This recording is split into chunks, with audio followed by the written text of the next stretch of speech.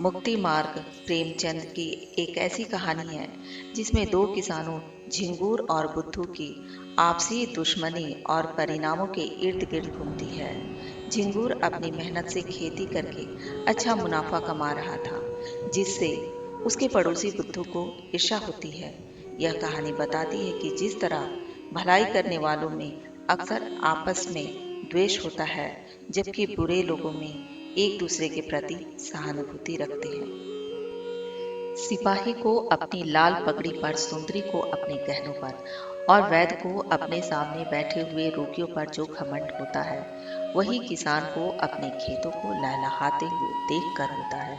झिंगूर अपने ऊख के खेतों को देखता और उस पर नशा सा छा जाता था। 3 बीघे ऊख थी, इसके 600 रुपये तो अनायास ही मिल जाएंगे, और जो कहीं भगवान ने दाढ़ी तेज कर दी तो क्या पूछना।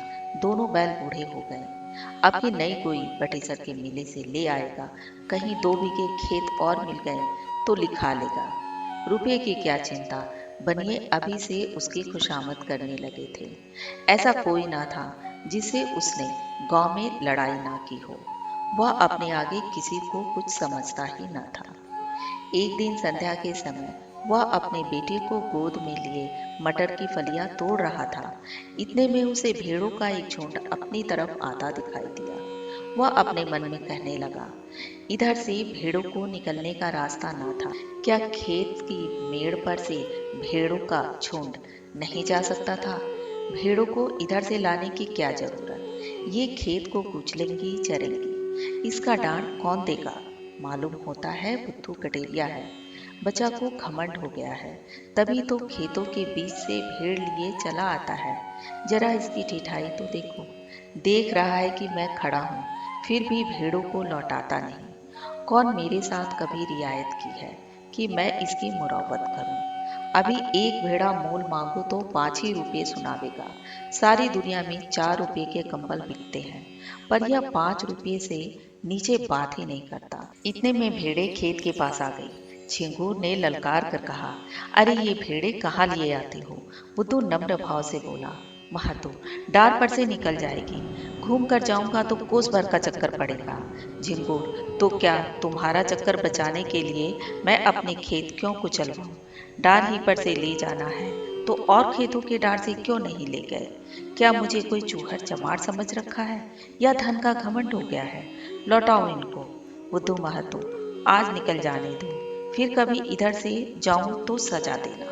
झिंगुर, कह दिया कि लौटाओ इन्हें। अगर एक भेड़ भी मेड़ पर आई तो समझ लो तुम्हारी खैर नहीं। बुद्धू महतो, अगर तुम्हारी एक बैल भी किसी भेड़ के पैरों तले आ जाए तो मुझे बैठाकर 100 गालियां देना। बुद्धू, बातें तो बड़ी नम्रता से कर रहा था, किंतु लौटाने में अपनी हेती समझता था। उसने मन में सोचा, इसी तरह जरा जरा सी धमकियों पर भेड़ों को लौटाने लगा तो फिर मैं भेड़े चरा चुका। आज लौट जाऊं तो कल को कहीं निकलने का रास्ता ही ना मिलेगा। सभी रोक जमाने लगेंगे। बुद्धू भी बूढ़ा आदमी था। 12 कौड़ी भेड़े थी। उन्हें खेतों में भी बिठाने के लिए 8 आने कौड़ी मजदूरी मिलती थी। इसके उपरांत दूध बेचता था, ऊन के कंबल बनाता था।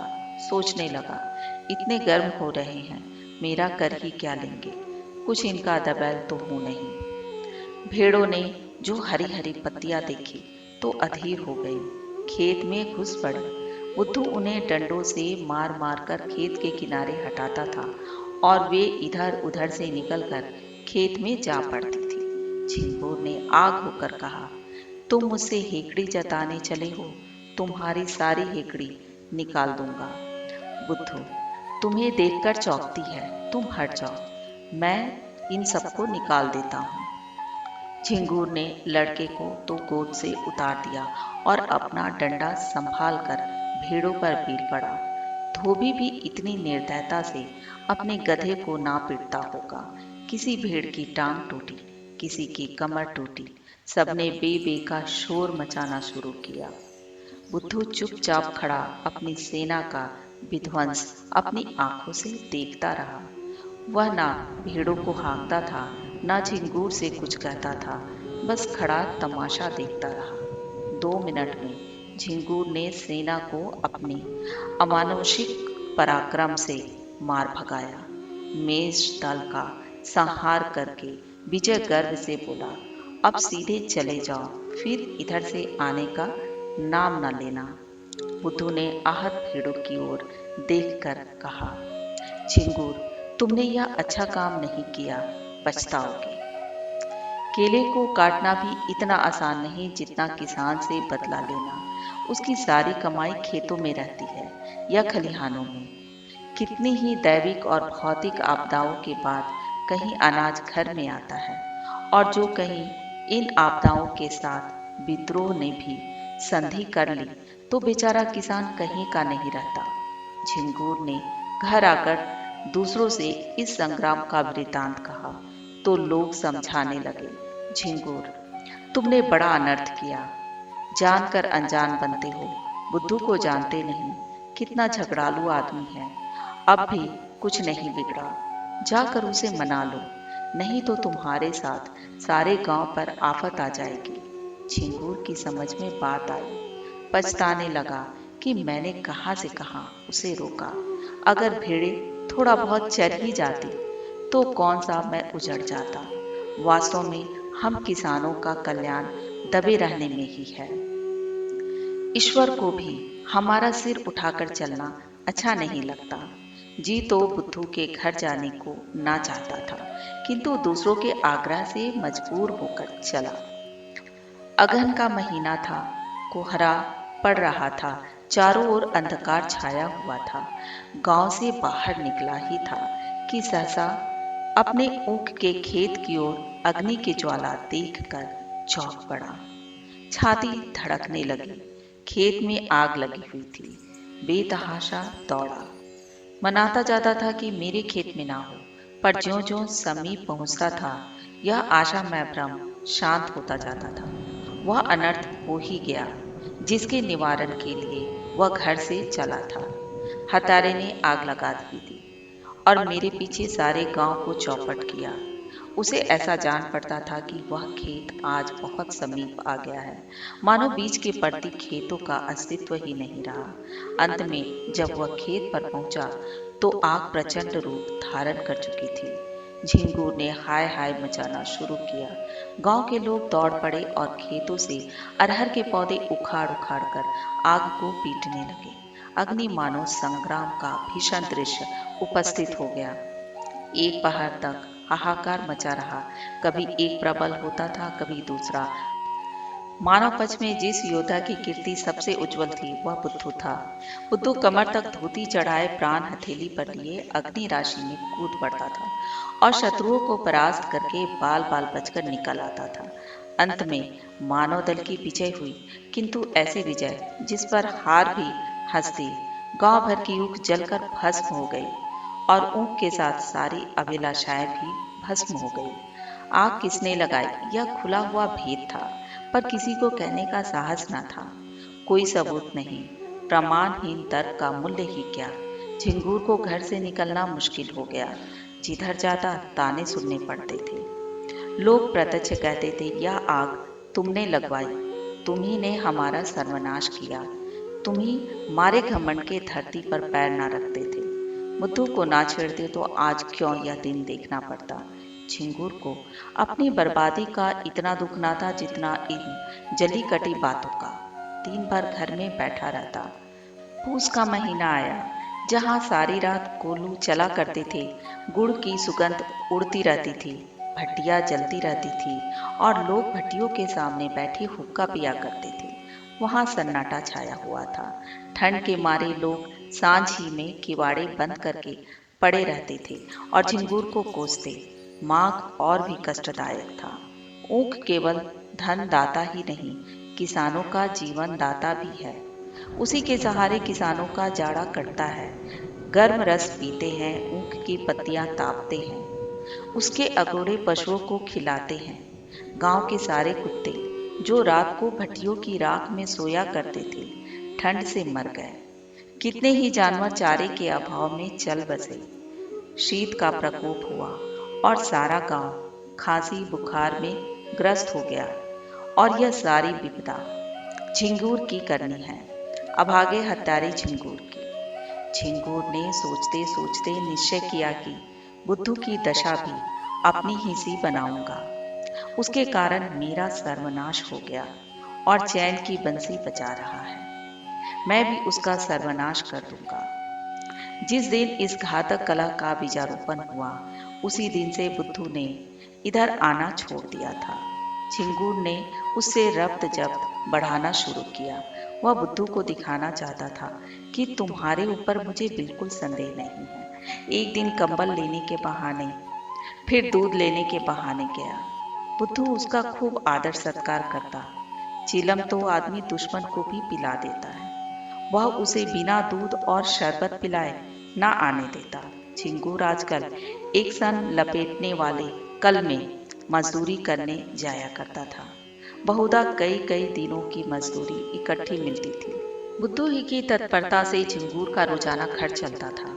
अतः झिंगूर ने खूब रब्त जब्त बढ़ाना शुरू किया। एक दिन बुद्धू ने पूछा, क्यों झिंगूर, अगर अपनी ऊख जलाने वाले को पा जाओ तो क्या करूं? सच कहना, झिंगूर ने गंभीर भाव से कहा। मैं उससे कहूं, भैया तुमने बहुत अच्छा किया, मेरा घमंड तोड़ दिया, मुझे आदमी बना दिया। बुद्धू, मैं तो तुम्हारी जगह होता तो बिना उसका घर जलाए ना मानता। झिंगूर, 4 दिन की जिंदगानी में बैर विरोध बढ़ाने से क्या फायदा है? मैं तो बर्बाद हुआ ही, अब उसे बर्बाद करके क्या पाऊंगा? बुद्धू, बस यही आदमी का धर्म है। पर भाई, क्रोध के बस में होकर बुद्धि उल्टी हो जाती है। फागुन का महीना था। किसान ऊख बोने के लिए खेतों को तैयार कर रहे थे। बुद्धू का बाजार गर्म था। भेड़ों की लूट मची थी। 2-4 आदमी नित्य द्वार पर खड़े खुशामदी किया करते थे। बुद्धू किसी से सीधे मुंह बात ना करता। भेड़ रखने की फीस दुगुनी कर दी थी। अगर कोई ऐतराज करता तो बेलाग कहता, तो भैया भेड़े तुम्हारे गले तो नहीं लगाता हूँ, जी ना चाहे मत रखो, लेकिन मैंने जो कह दिया उससे एक कौड़ी भी कम नहीं हो सकता। गर्जी थी। लोग इस रुखाई को भी उसे घेरे रहते थे, मानो पंडे किसी यात्री के पीछे हों। लक्ष्मी का आकार तो बहुत बड़ा नहीं, और वह भी समय अनुसार छोटा बड़ा होता रहता है। यहाँ तक कि कभी वह अपना विराट आकार समेट कर उसे कागज के चंद अक्षरों में छिपा लेती थी। कभी कभी मनुष्य की जिह्वा पर जा बैठती थी। आकार का लोप हो जाता है, किंतु उनके रहने को बहुत स्थान की जरूरत होती। वह आई और घर बढ़ने लगा। छोटे घर में उनसे नहीं रहा जाता। बुद्धू का घर भी बढ़ने लगा। द्वार पर बरामदा डाला गया। 2 की जगह 6 कोठरियां बनवाई गई। यूं कहिए कि मकान नए सिरे से बनने लगा। किसी किसान से लकड़ी मांगी, किसी से खपरों का आवा लगवाने के लिए उपले, किसी से बांस और किसी से सरकंडे। दीवार की उठवाई देनी पड़ी, वह भी नगद नहीं, भेड़ों के बच्चों के रूप में। लक्ष्मी का यह प्रताप है, सारा काम बेकार में हो गया। मुफ्त में अच्छा खासा घर तैयार हो गया। गृह प्रवेश के उत्सव की तैयारियां होने लगी। इधर झिंगूर दिन भर मजदूरी करता तो कहीं आधा पेट अन्न मिलता। बुद्धू के घर कंचन बरस रहा था, किंतु झिंगूर जलता था तो क्या बुरा करता था। यह अन्याय किससे सहा जाएगा। एक दिन वह टहलता हुआ चमारों के टोले की तरफ चल गया। हरिहर को पुकारा। हरिहर ने आकर राम राम की और चीलम भरी। दोनों पीने लगे। यह चमारों का मुखिया बड़ा दुष्ट आदमी था। सब किसान इससे थर थर कांपते थे। झिंगूर ने चीलम पीते पीते कहा, आजकल फाग वाग नहीं होता क्या? सुना ही नहीं देता। हरिहर, फाग क्या हो, पेट के धंधे से छुट्टी ही नहीं मिलती। कहो, तुम्हारी आजकल कैसी निपटी है? झिंगूर, क्या निपटी है, नकटा जिया बुरे हवाल। दिन भर कल में मजदूरी करते हैं तो चूल्हा जलता है। चांदी तो आजकल बुद्धू की है, रखने को ठौर नहीं मिलता। नया घर बना, भेड़े और ली है। अब गृह प्रवेश की धूम है। सातों गांव में सुपारी जाएगी। हरिहर, लक्ष्मी मैया आती है तो आदमी की आंखों में सील आ जाता है, पर उसको देखो, धरती पर पैर नहीं रखता, बोलता है तो ऐंठ ही कर बोलता है। झिंगुर, क्यों ना ऐंठे, इस गांव में कौन है उसकी टक्कर का? पर यार, यह अनीति तो देखी नहीं जाती। भगवान दे तो सिर झुकाकर चलना चाहिए, यह नहीं कि अपने बराबर किसी को ना समझे। उसकी डींग सुनता हूँ तो बदन में आग लग जाती है। कल का बानी आज का सेठ चला है हमी से अकड़ने। अभी कल लंगोटी लगाए खेतों में कौवे हकाया करता था, आज उसका आसमान में दिया जलता है। हरिहर, कहो तो कुछ उपजोर करूं झिंगुर, क्या करोगे? इसी डर से तो गाय भैंस नहीं पालता। हरिहर, भेड़े तो है। झिंगुर, क्या बगुला मारे पकना हाथ। हरिहर, फिर तुम ही सोचो। झिंगुर, ऐसी जुगुत निकालो कि फिर पनपने ना पावे। इसके बाद फुसफुस करके बातें होने लगी। वह एक रहस्य है कि भलाइयों में जितना द्वेष होता है, बुराइयों में उतना ही प्रेम। विद्वान विद्वान को देखकर, साधु साधु को देखकर और कवि कवि को देखकर चलता है।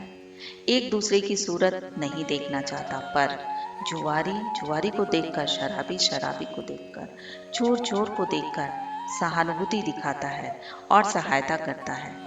एक पंडित जी अगर अंधेरे में ठोकर लगकर गिर पड़े तो दूसरे पंडित जी उन्हें उठाने के बजाय 2 ठोकर और लगाएंगे कि वह फिर उठ ना पाए।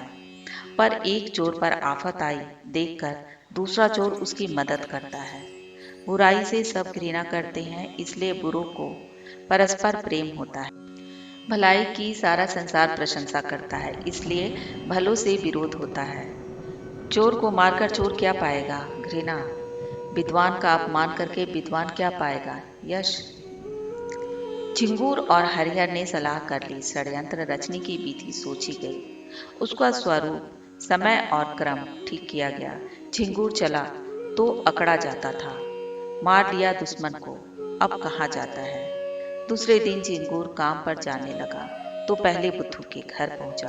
बुद्धू ने पूछा, क्यों आज नहीं गए क्या काम पर? झिंगूर, जा तो रहा हूँ, तुमसे यही कहने आया था कि मेरी बच्चियां को अपने भेड़ों के साथ क्यों नहीं चरा दिया करते। बेचारी खुटी से बंधी बंधी मरी जाती हैं, ना घास ना चारा, क्या खिलाएं।